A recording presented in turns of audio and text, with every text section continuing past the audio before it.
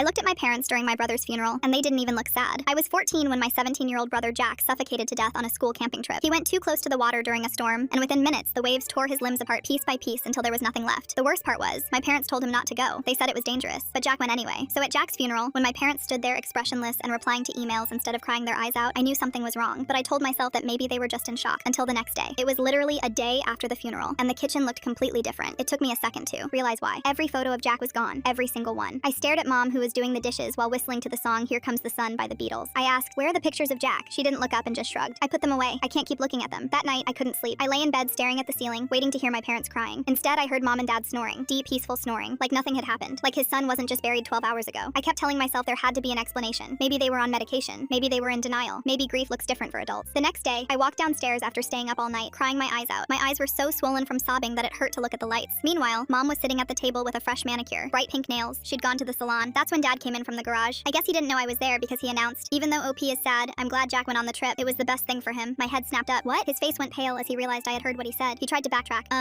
I just meant it was good he got to experience nature, you know? Before I could say anything else, him and my mom just stood up and left the room. I sat there for a long time after that. My hands were shaking. I knew something was very, very wrong. That night, I went into Jack's room. I told myself I just wanted to feel close to him, but really, I was looking for answers. I didn't even know what I was looking for. I just needed something. I sat on the edge of his mattress and curled into a ball, imagining what he'd say if he was still alive. That's when I felt it. There was something hidden under the mattress. I pulled it out, and it was Jack's diary. I immediately opened it to a random page, and what I read made everything make sense in the worst way possible. I thought I was going to vomit. Jack wrote, I found messages on Dad's phone. He's been texting one of his students in 6th grade. The things he was saying to her made me sick, especially when I read the message about having a baby together. I showed Mom, and she told me if I tried to report it, she'd kill me. That was the last entry. I looked up from the journal. My hands weren't shaking anymore. They were steady, because suddenly everything made sense. The photos coming down immediately. The nails getting done like nothing was wrong. Dad sleeping peacefully. Jack was going to ruin Dad by telling the truth, and my parents killed him for it. I don't remember walking to the living room. I don't remember what my face looked like. I just remember standing in front of my parents with the journal in my hands and my whole body shaking. What did you do? Mom's face went white. Dad stood up slowly and asked, where did you find that? I responded, what did you do to Jack? Dad's voice was cold, colder than I'd ever heard it. You don't understand. He was going to ruin this family. I couldn't breathe. Mom spoke next. Her voice was steady, calm. We gave him a chance to change. He refused. I screamed, he was your son. He was my brother. Mom's voice was soft, almost gentle. We did what we had to do. For the family, for you. You'll understand someday. I'll never understand.